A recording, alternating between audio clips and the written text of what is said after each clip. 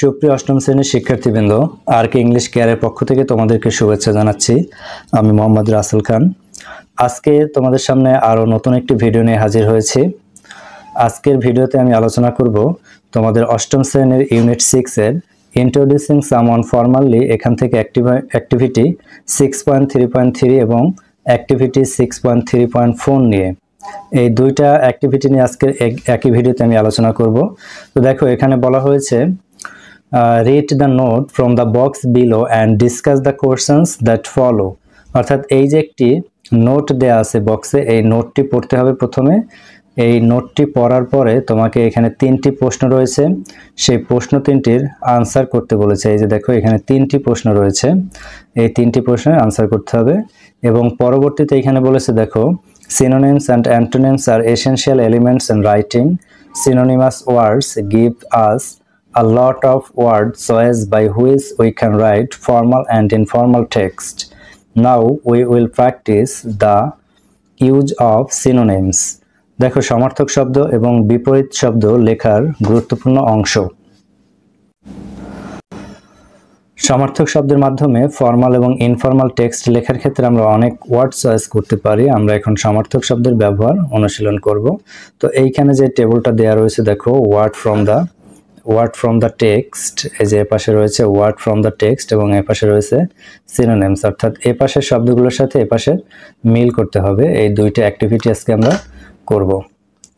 তো তোমাদের প্রতি নির্দেশনা হচ্ছে, প্রথমে এই যে নোটটি পড়তে হবে, অর্থাৎ এখানে ফর্মাল এবং ইনফর্মাল কি এবং তার বৈশিষ্ট্যকে সেইগুলো নিয়ে আলোচনা করা হয়েছে। প্রথমে এগুলো পড়বে এবং তারপরে নিচের প্রশ্নগুলো আনসার করবে এবং তারপরে আমরা যে পরের টেবিলটা রয়েছে অর্থাৎ কলাম মিল করা, সেটি আমরা করব। তবে তার আগে তোমাদের কাছে ছোট্ট একটি রিকোয়েস্ট, সেটি হচ্ছে তোমরা যদি আমার চ্যানেলে নতুন হয়ে থাকো তাহলে চ্যানেলটি সাবস্ক্রাইব করে পাশের বেল আইকনটি বাজিয়ে রাখো, যাতে করে নতুন কোনো ভিডিও আপলোড করলে তোমরা তার নোটিফিকেশন পেতে পারো। তো চলো আজকে আমরা আমাদের মূল আলোচনায় চলে যাই। তো প্রিয় শিক্ষার্থীরা, খেয়াল করো, অ্যাক্টিভিটি 6.3.3 যে আনসারগুলো রয়েছে, যে প্রশ্নগুলো রয়েছে, তিনটি প্রশ্ন, তার আনসারটা আমি এখানে দিয়েছি তোমাদেরকে। প্রথমে প্রশ্ন করেছে, which situations are formal text used in, give some examples. অর্থাৎ কোন কোন সিচুয়েশনে ফর্মাল টেক্সট আমরা ব্যবহার করি সেগুলো উদাহরণ দিতে বলছে, উদাহরণ সহকারে। তো আমি এখানে তোমাদের সুবিধার্থে প্রত্যেকটা প্যারার শেষে আমি বাংলা করে দিয়েছি। দেখো, formal text R typically used in situations that require a professional, respectful or official tone. Examples include, দেখো, ফর্মাল টেক্সটগুলি সাধারণত এমন পরিস্থিতিতে ব্যবহৃত হয় যেখানে পেশাদার, সম্মানজনক বা দাপ্তরিক সুরের প্রয়োজন হয়, অর্থাৎ অফিসিয়াল কোনো কর্মকাণ্ড, অফিসিয়াল কোনো লেখা ইত্যাদি। এগুলো কখনোই ইনফর্মাল হয় না, এগুলো সবসময় কি ফর্মাল হবে। পেশাদার যে লেখা আছে, সাপোজ ধরো যারা কোর্টে প্র্যাকটিস করে, ল প্র্যাকটিস করে, এই ধরনের যত লেখাটাকে আছে, এখানে কখনোই ইনফর্মাল ব্যবহার করা যাবে না, এইখানে সবগুলো কি ফর্মাল হবে। তো খেয়াল করো, প্রথমে এক নাম্বারটা বলেছি কি, বিজনেস করেসপন্ডেন্স, ব্যবসায়িক চিঠিপত্র, letters, emails and memos related to work matters such as job applications, performance reviews or formal request. নিচে বাংলাটাও সংযোজন করেছি। দেখো, চাকরির আবেদনপত্র, কর্মক্ষমতা পর্যালোচনা বা আনুষ্ঠানিক অনুরোধের মতো কাজের বিষয় সম্পর্কিত চিঠি, ইমেল এবং মেমো, এইসব জায়গায় সবসময় ফর্মাল হবে। এরপরে দেখো, 2 নম্বর বলছে academic papers, research papers, thesis, dissertations and scholarly articles which follow specific citation and formatting guidelines. Academic যে পেপার, যেখানে গবেষণাপত্র, থিসিস, ডক্টরাল থিসিস এবং শিক্ষামূলক নিবন্ধ, যা নির্দিষ্ট উদ্ধৃতি এবং ফরম্যাটিং নির্দেশিকা অনুসরণ করে। অর্থাৎ আমাদের কোন কোন ক্ষেত্রে আমরা ফর্মাল ইউজ করি সেটা কিন্তু আমরা আসলে পড়তেছি। তো দেখো, 1 নম্বরে ছিল আমাদের বিজনেস করেসপন্ডেন্স এবং 2 নম্বরে ছিল একাডেমিক পেপার্স এবং 3 নম্বরে হচ্ছে legal documents, contracts, agreements, court fillings and legal notices that requires precise language and adherence to legal standards. আইনগত ডকুমেন্ট, চুক্তি, চুক্তিপত্র, আদালত, ফাইলিং, এবং আইনগত বিজ্ঞপ্তি বা সঠিক ভাষা এবং আইনগত মানদণ্ড মেনে চলতে হয়। এরপর দেখো government communications, official statement, policy documents and procedural guidelines issued by government agencies. সরকারি যোগাযোগ, সরকারি এজেন্সি দ্বারা জারি করা আনুষ্ঠানিক বিবৃতি, নীতিমালা, ডকুমেন্ট এবং প্রক্রিয়াগত নির্দেশিকা, এগুলো এই ক্ষেত্রে আমরা কি ফর্মাল ব্যবহার করব। এরপরে 5 নাম্বারটি দেখো public announcements, press release, official statements and notices that are intended to convey important information to public. Press release আনুষ্ঠানিক বিবৃতি এবং বিজ্ঞপ্তি যা সাধারণকে গুরুত্বপূর্ণ তথ্য জানানোর উদ্দেশ্যে। তো এইগুলো ছিল আমাদের ফর্মাল লেখার ক্ষেত্র। আসলে এইসব ক্ষেত্রে আমরা কখনোই ইনফর্মাল ব্যবহার করতে পারবো না। এখানে আমাদের সব সময় ফর্মাল থাকতে হবে, যেমন business correspondence, academic papers, legal documents, তারপর হচ্ছে গভর্নমেন্ট কমিউনিকেশনস এবং এরপর হচ্ছে কি দেখো পাবলিক অ্যানাউন্সমেন্ট। এই জায়গাগুলো হচ্ছে আমাদের ফর্মালের জায়গা, এইখানে কখনোই ইনফর্মাল ব্যবহার করা যাবে না। তো এরপর দেখো লাস্টে আমি একটু লিখেছি, in each of this cases the language is formal, clear and often adheres to specific formatting and stylistic conversations. প্রত্যেক ক্ষেত্রে ভাষা আনুষ্ঠানিক, স্পষ্ট এবং প্রায় নির্দিষ্ট ফরম্যাটিং এবং শৈলীর রীতিনীতি অনুসরণ করে। অর্থাৎ এই সকলে যে 5টা এখানে দেওয়া আছে, আমি 5টা দিয়েছি। তোমাদের যদি বেশি মনে হয় তাহলে তোমরা এখান থেকে 1টা বা 2টা কমাতে পারো চাইলে, কিন্তু সবচেয়ে বেটার হয় যদি এই 5টাই তোমরা লেখো, তাহলে একদম স্ট্যান্ডার্ড ভাবে লেখা আছে। এইগুলো হচ্ছে ফর্মাল ইউজের ক্ষেত্র, অর্থাৎ এইসব জায়গায় কখনোই তুমি ইনফর্মাল ব্যবহার করতে পারবে না। তো এরপর দেখো which style formal or informal do we use with family members and friends. আমরা পরিবার এবং বন্ধুদের সাথে কোন স্টাইল ব্যবহার করি, ফর্মাল নাকি ইনফর্মাল, সেটা জানতে চাওয়া হয়েছে। তো আমাদের ফ্যামিলি মেম্বার্স এবং ফ্রেন্ডসদের সাথে অবশ্যই আমরা ইনফর্মাল ইউজ করি। তো দেখো আনসারটা খেয়াল করো, we use informal style of writing with our family members and friends. দেখো প্রিয় বন্ধুরা, এইটা কিন্তু আমাদের এক লাইনে আনসারটা হয়ে গেছে, কিন্তু এ নাম্বার আনসার করতে কিন্তু আমাদের একটু বড় হয়েছে। তো এর মূল বিষয়টা হচ্ছে আসলে যেখানে আমাদের যতটুকু দরকার আমরা ঠিক ততটুকুই দেওয়ার চেষ্টা করব, নয়তো আমাদের যে স্ট্যান্ডার্ড লেখার যে একটা মান, সেই মানটা কিন্তু ঠিক থাকবে না। এইখানে যে প্রশ্ন চাওয়া হয়েছে কোন কোন সিচুয়েশন আমরা ফর্মাল টেক্সট ব্যবহার করি তার উদাহরণ কিন্তু জানতে চাওয়া হয়েছে। কাজে আমাদের এইখানে আমি 5টা দিয়েছি, তোমরা চাইলে সর্বনিম্ন যদি 3টা দিতে হবে মিনিমাম, কিন্তু চাইলে কেউ যদি 5টাই দাও সেটা আরো ভালো হবে। কিন্তু এইখানে দেখো বি নাম্বারের অ্যান্সারটা কিন্তু আমাদের এক লাইনেই সম্পূর্ণ হয়ে যায়, তাই এখানে কিন্তু আমি আর বাড়িয়ে দেইনি। তো এরপরে সি নাম্বারটা দেখো, সি নাম্বারটা একটু বড় হবে, কারণ সি নাম্বারেও তোমার 5টা ফর্মাল এবং 5টা ইনফর্মাল সেন্টেন্স লিখতে হবে। তো দেখো খেয়াল করো, প্রথমে here are 5 sentences in both formal and informal styles. তো প্রথমে আমি এখানে ফর্মাল সেন্টেন্স দিয়েছি, I am working to ask if we could schedule a meeting to discuss the new project. তো দেখো এটি হচ্ছে একটি ফর্মাল সেন্টেন্সের উদাহরণ, আমি লিখছি যাতে আমরা নতুন প্রকল্প নিয়ে আলোচনা করার জন্য একটি সভা নির্ধারণ করতে পারি।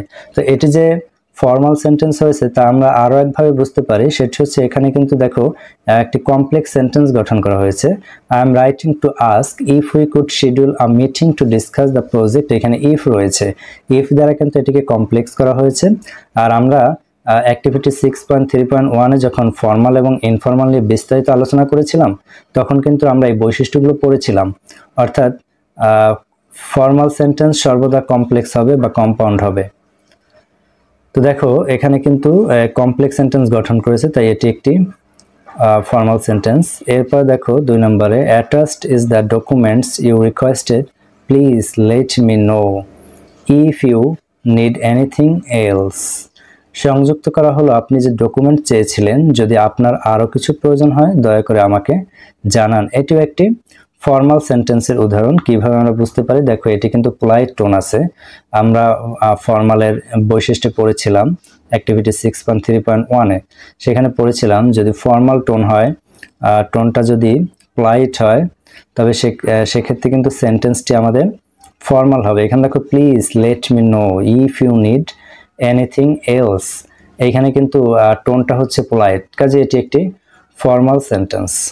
এরপর দেখো 3 নম্বর, thank you very much for your assistance with this matter. এখানেও কিন্তু মোটামুটি পোলাইট টোন আছে, কারণ ধন্যবাদ দেওয়া হয়েছে একজনকে। এই বিষয়টি সমাধানে আপনার সাহায্যের জন্য আপনাকে অনেক ধন্যবাদ। এরপর দেখো 4 নম্বর সেন্টেন্সটি, the team will meet on Monday to review the proposed changes. দলটি সোমবার প্রস্তাবিত পরিবর্তনগুলি পর্যালোচনা করার জন্য একত্রিত হবে। এটিও কিন্তু একটি ফর্মাল সেন্টেন্স। এরপর দেখো 5 নম্বরে, could you please confirm your availability for the meeting by the end of the week. আপনি কি সপ্তাহের শেষে সভার জন্য আপনার উপলব্ধতা নিশ্চিত করতে পারবেন? তো দেখো এটিও একটি কিন্তু ফর্মাল সেন্টেন্স, কারণ এখানে কিন্তু আমাদের পোলাইট টোন ব্যবহার করা হয়েছে। এরপরে যে ইনফর্মাল রয়েছে, দেখো informal past sentence, can we set up a time to talk about the new project. নতুন প্রকল্প নিয়ে আলোচনা করার জন্য আমরা কি একটি সময় নির্ধারণ করতে পারি? এটি কিন্তু একটি ইনফর্মাল সেন্টেন্সের উদাহরণ, কারণ আমরা জানি যে ইনফর্মাল সেন্টেন্সের ক্ষেত্রে কথা একটু ডিরেক্ট হয় না, মানে একটু ক্যাজুয়াল টাইপের হয়। এরপরে দেখো 2 নম্বর বলছে, here is the document you asked for, just let me know if you need anything more. এখানে আপনি যে ডকুমেন্ট চেয়েছিলেন সেটা রয়েছে, যদি আরও কিছু প্রয়োজন হয় আমাকে জানান। এখানে কিন্তু কন্ট্যাক্ট করা হয়েছে, দেখো হিয়ার ইজ, এইখানে এই শব্দটা কিন্তু এখানে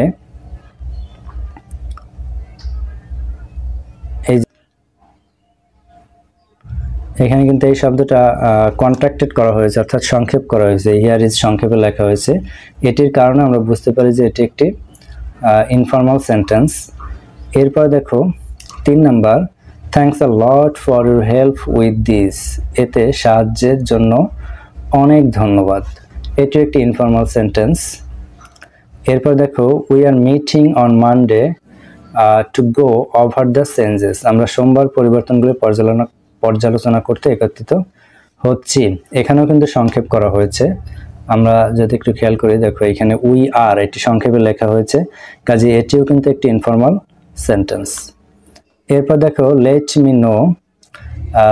me know if you are free for the meeting by the end of the week. সপ্তাহের শেষে সবার জন্য আপনি যদি ফ্রি থাকেন তাহলে আমাকে জানাবেন। এইখানে লেট মি অর্থাৎ ইম্পারেটিভ ব্যবহার করা হয়েছে, খেয়াল করো, এই যে লেট মি রয়েছে, এই লেট মি ইম্পারেটিভ থাকলেও কিন্তু আমরা জানি যে এটি একটি ইনফর্মাল সেন্টেন্স হয়।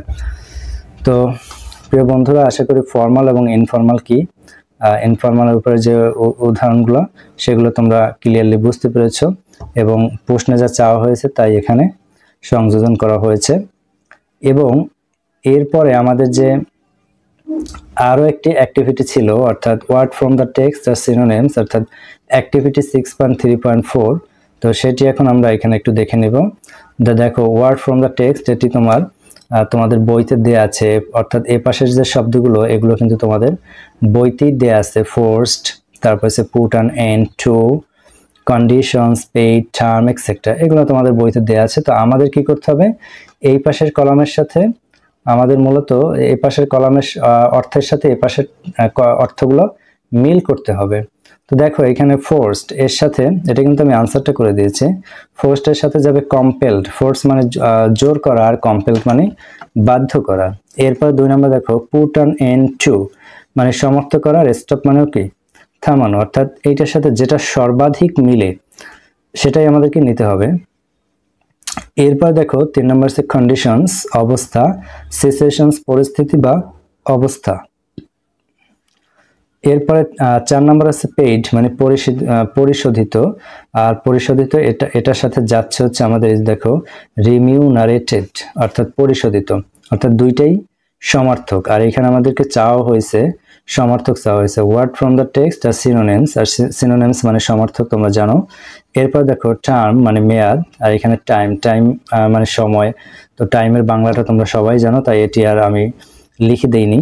এরপর দেখো ভালনারেবল দুর্বল, আর সাসসেপ্টিবল মানে সংবেদনশীল, অর্থাৎ এই দুইটা হচ্ছে এইখান থেকে সমার্থক, মানে কিছুটা হলো সমার্থক। এই ভালনারেবলের সাথে অর্থের মিল থাকে এমন ওয়ার্ড শুধুমাত্র একটাই আছে, সাসসেপ্টিবল, এছাড়া আর কোনোটি নেই। কাজে যেটা আমাদের যাবে কাছাকাছি সেটাই নিতে হবে। এরপরে দেখো 7 নাম্বার অ্যাবিউজ। অ্যাবিউজ হচ্ছে নির্যাতন, আর ম্যানিপুলেশন মানে হচ্ছে শোষণ, অর্থাৎ এই দুইটার সাথে মিল রয়েছে। এরপর দেখো সেফ নিরাপদ, আর হার্মলেস ক্ষতিহীন, অর্থাৎ যেটা ক্ষতি করে না সেটাই নিরাপদ। এরপর দেখো 9 নম্বর আছে ক্রিয়েশন সৃষ্টি, আর ফরমেশন মানে গঠন, দুইটার সাথে মিল রয়েছে। এরপর দেখো কালেকটিভ একত্রিত, আর শেয়ার্ড মানে অংশ নেয়া, তো এই দুইটার সাথে কিন্তু মিল রয়েছে, সর্বাধিক মিল রয়েছে।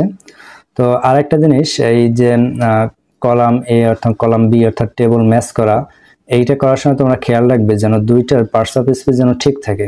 খেয়াল করো 1 নাম্বার এখানে ছিল ফোর্সড, আর এইখানে কম্পেলড, দুইটাই কিন্তু ইডি যোগ করা আছে, অর্থাৎ যেভাবে চাবে ঠিক সেভাবেই আমাদেরকে আনসারটা দিতে হবে। তো এই ছিল আজকে আমাদের ভিডিও। তো আশা করি আজকের ভিডিওটি তোমরা বুঝতে পেরেছো, এবং তোমাদের যদি ভালো লাগে ভিডিওটি তাহলে তোমরা লাইক, কমেন্ট এবং শেয়ার করতে পারো। আর বাকি যে অ্যাক্টিভিটি রয়েছে সেগুলো নিয়ে আমরা পরবর্তীতে অন্য কোনো ভিডিওতে আলোচনা করব। সে পর্যন্ত সবাই সুস্থ থাকো, সবার সুস্বাস্থ্য কামনা করে আজকের ভিডিওটি এখানেই শেষ করছি। আল্লাহ হাফেজ।